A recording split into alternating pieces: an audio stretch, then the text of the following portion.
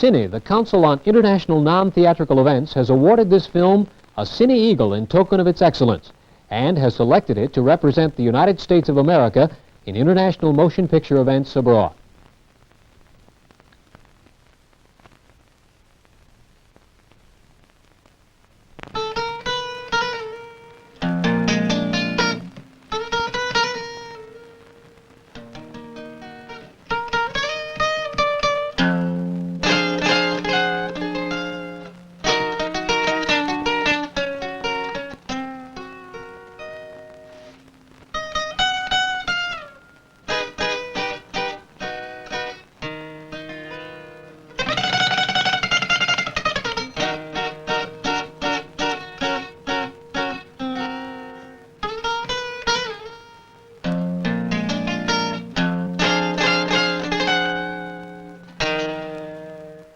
How do you think we should begin the movie? Well, if I was listening, which I do, I don't miss any complimentary, is that how you say it? Documentary? Documentary, yeah. On TV, but if they talk and talk and talk, I shut it off. Just telling you. Because they have nothing to show. But look what the things I got to show here. I don't have to do a lot of talking. Is that right or not? I mean it. You got things for people to look at and to hear. I played every city that could have a theater that people could go to. I played every one.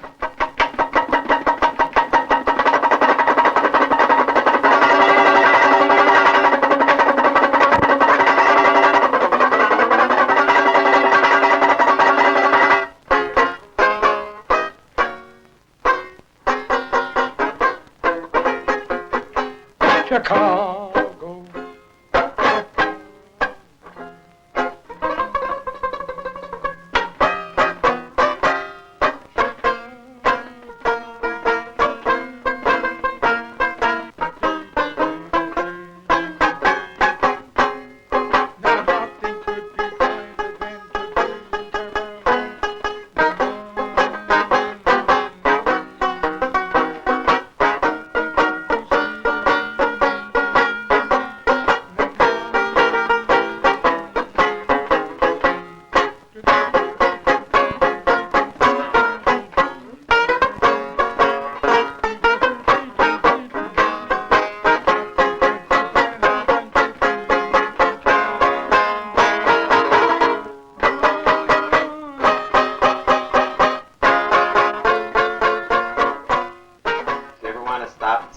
No, you got that in your blood. No, you want to keep going, traveling, another city, meet new people. I'm glad you asked me that because you have it in your blood. You want to keep going. That's why Berlin wrote, "There's no people like show people." Those lyrics mean something. That's not just another song.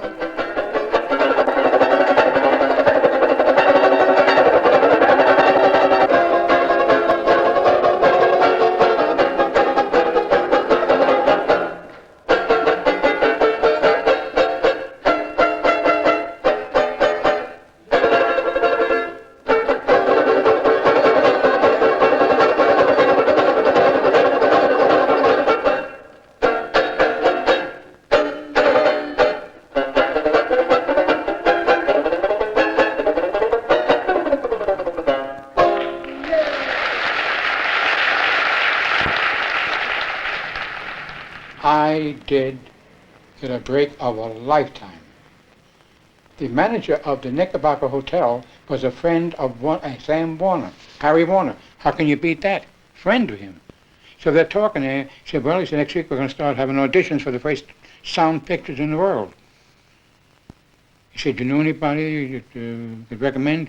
He said, I got a guy sleeping up here, plays a uke, puts a harmonica on, turns the uke upside down, plays the banjo, does everything. Where? He said, he's up in the second floor, 212. I said, call him. I said, hello? Yeah. He's sleeping? I'm sorry I woke you up. His name was Eddie Bell. He said, this was New York already. Yeah, on 45th Street, the Knickerbocker Hotel. Anyhow, he said, Roy, put your robe on, bring your instruments down. I want Harry Warner of the Warner Brothers. I'm telling you, my heart was going so fast that he woke me out of a dead sleep. I said, I can't play now. Get in the elevator. I'll send the I sent one of the bellboys up to help you down. They did. I went in the green room. I played. When I got to the ukulele, everyone said, "That's what we want."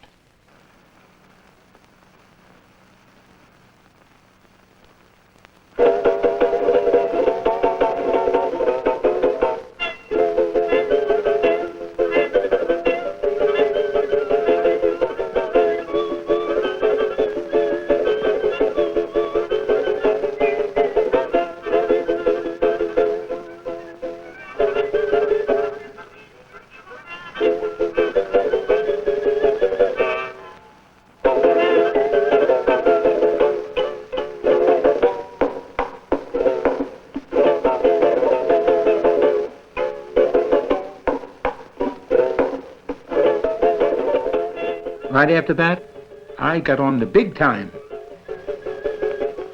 My first date was in Tulsa, Oklahoma. I got off the train, I see streetcars go by. Roy Smeck, Wizard of the Strings, the first artist to make a talking picture. I got scared. I didn't want to walk in the stage door. I got scared. Before, nobody even wanted me at $250. Now I'm going to get $1,250 a week. When the manager came back in Tulsa, Oklahoma, he said, "Roy, very nice to have you." Yeah, thanks. So he said, 100, 200. He's counting it. And I'm sitting there, my little uke. So when he finished, he said, "You going to count the money?" I said, "No." I said, "You counted it, didn't you?" He said, "No," but he said, if I leave and you count it and it's short, and that's it. I want you to count it. I said, "You counted, that's good enough for me." And I said, "I thank you very much the way you treated me. You've been wonderful to me. I thank you very much." He said, "That's the way you want it. There's your $1,250. I hope to have you back here again next fall." I said, "Thank you." And I picked up the money and put it in the uke case. Tell you, that's true. Roy never went in for sports. Roy didn't play, on account of those hands. He never played ball. He never played, he didn't go to a bowling alley. He didn't play tennis.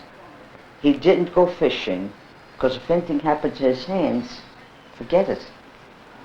At one time, his hands were insured with Lloyd's of London.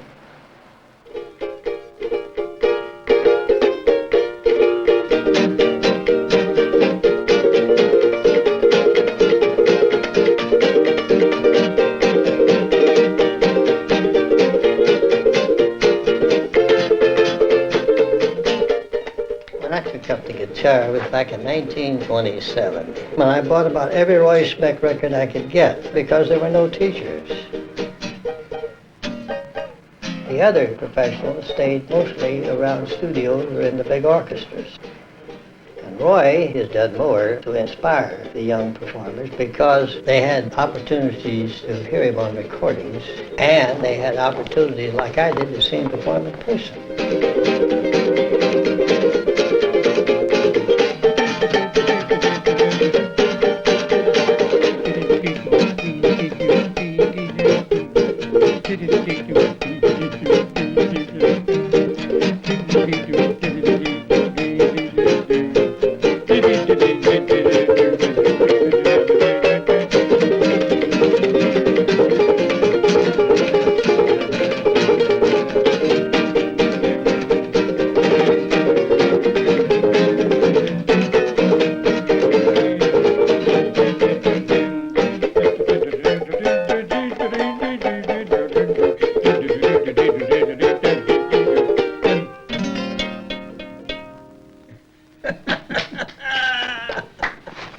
That's the greatest.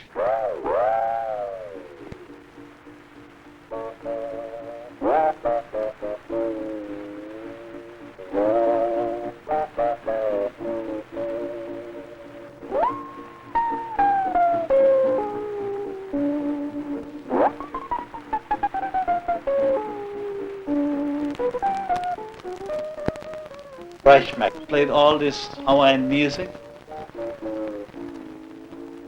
First, we didn't have no instruments. The Hawaiians didn't have no instruments. Remember that. And the Spanish brought the guitar over. So the Hawaiians took the guitar and they played it, see? They played the slack key and their fingers got hurt, see? The original guy was Joseph K. Cuckoo. So So he took his pocket knife and laid it on her lap and played this knife on this string, and that's how the steel guitar was invented. Now all this country music, you see the steel guitar playing, you notice? And cowboy music, they learn it from the Hawaiians.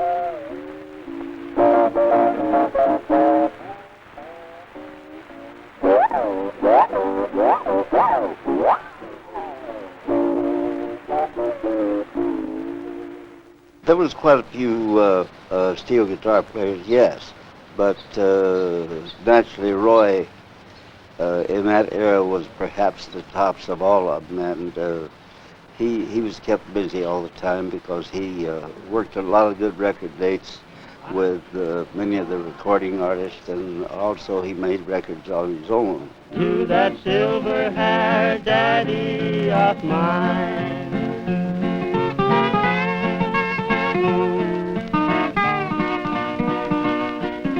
Every time that I came to New York for a recording session, we'd try to get a hold of Roy and have him clear 3 or 4 dates. He could work just about any kind of dates that we wanted.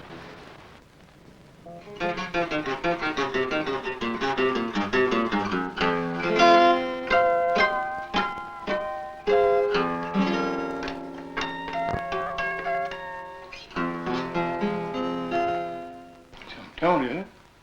How much does it sell for? 700? And it sold for $50?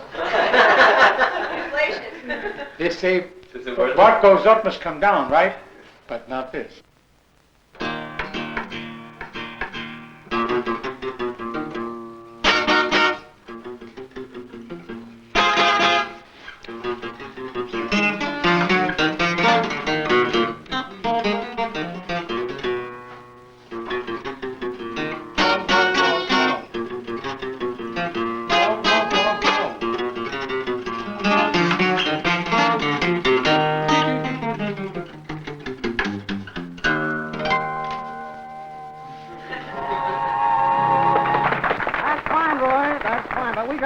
Guitar here. See what you can scratch out on that, will you? How about the Tiger Rag? Tiger Rag? Start scratching, boy. That's fine. Okay.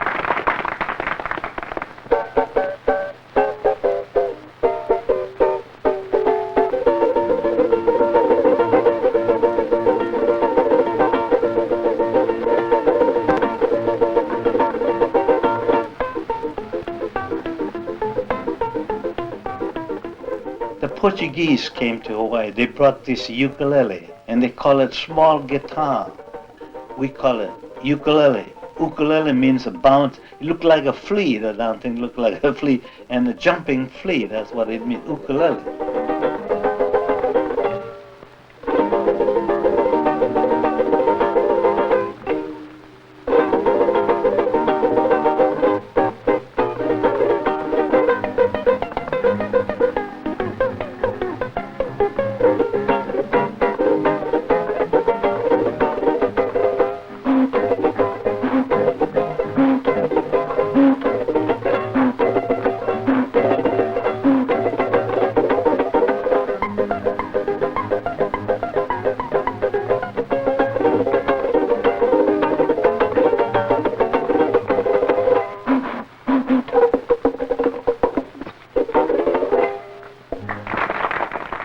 I said, I'm Roy Smeck. Oh, Roy Smeck the Wizard? I said, well, whatever you want to call me. He said, gee whiz, he said, this is great. He said, how do you want me to announce it tonight when we have the show? I said, well, just say Roy Smeck, Wizard of the Strings, and stage, screen, and recording artist, something like that. Hey, I'll give you a big build-up. I've seen you many times in Broadway. He said, gee, it's certainly good to see you. And he walked off. Now the show is on.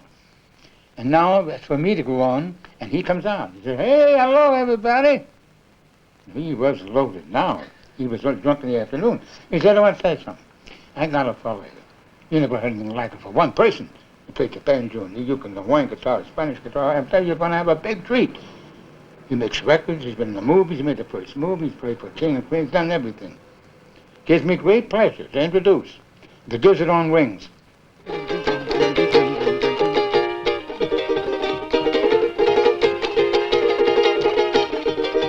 12-Street Rag.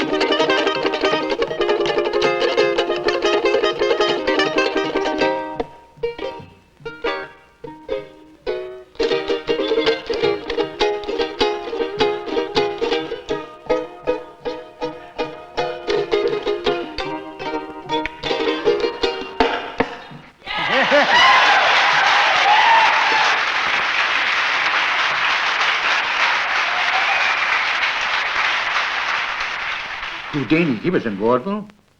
Blackstone was his next big name, and he was in vaudeville. They all started in vaudeville. What do you think Bob Hope started in vaudeville? Gracie Allen and George Burns in vaudeville. Jimmy Durant, Jack Benny, you name them, and they were in vaudeville. Every week, the people, they go to the theater and they see 9 different acts. You open up with a dog act, and you get 2 dancers. You get a singer, then you get a sketch, then you get a soloist. It's so entertaining. Then they had talking pictures. People see a movie and they see vaudeville for the same price. If it's a great thing, you see the picture and you see 5 acts of vaudeville.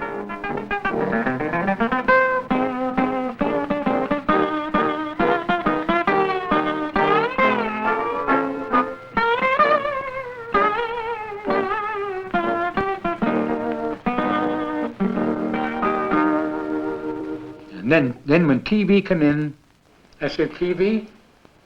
That's a box where they buried vaudeville. I used to be on the road 30 weeks at a time. But today, these people go on and make a name, get this, overnight from coast to coast.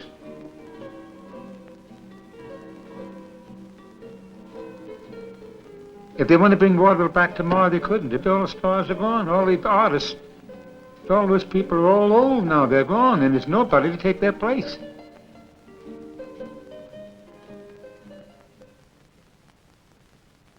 But you can just take an ordinary, they call a star on TV. What do you call? They call them superstars. That's what burns me. They call these superstars. Yeah, if some of the old, if Caruso got up, or some of the old, the real established stars who strove and starved and worked their ears off to get, for many, many years, to get to a spot. Those were not called, those were stars. But this drivel that's on today, they call superstars, if you please, superstars. That is right. You know what? They can go on TV one night and be known across the United States, right? Like Mr. Tracy and myself. I used to get into town, get on a train, no sleeper, sit up all night, get off, get in the cab, go to the theater, put my makeup on, tune my instruments, not even a cup of coffee in my stomach. You think there's people today would do that? Oh. Is that right? I mean, it's a new world. Roy had it, remember. Roy had a car, Roy had a chauffeur. Roy had a sleeping maid, his wife had a sleeping maid. If I hadn't, you'd think this would be like this. I'd say, come on now.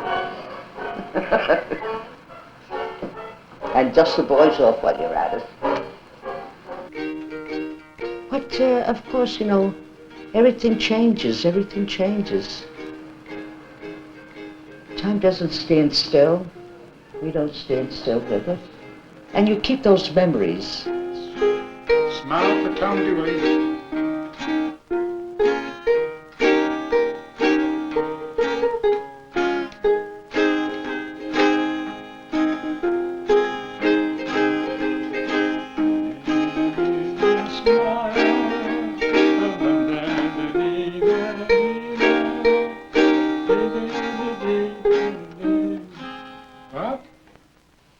take the last part.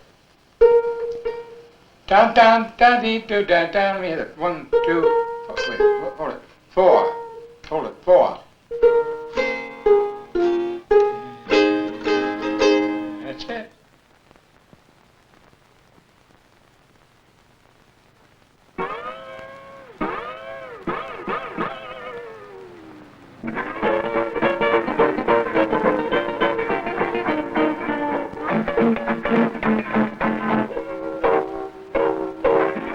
They were wonderful, wonderful days. They were. Enjoyable days. But that's a thing that's gone. You can't recapture those things. You can't. It doesn't come back. And that's why the younger generation now, they're watching a lot of the old movies that would bring back part of it, but not all, but part of it.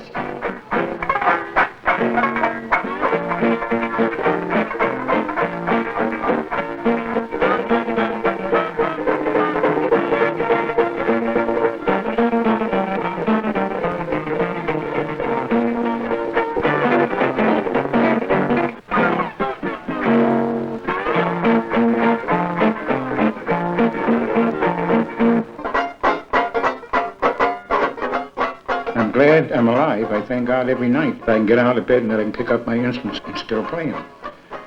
But I had some agents say, oh yeah, you do a lot of things, nobody does, but you're too old. No, I said, I'm too old if I can't do it anymore, right? But I do all the things that I did for the last 40 years on my instruments. So why am I too old?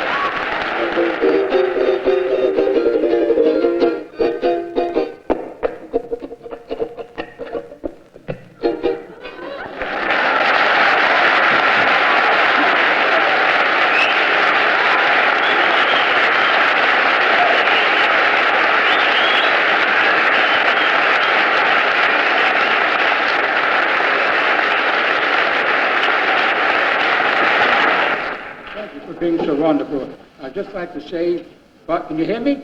Yes. I'm a lucky guy, and I'm very grateful. I was 82 years old 2 weeks ago, and I'm still playing my home music.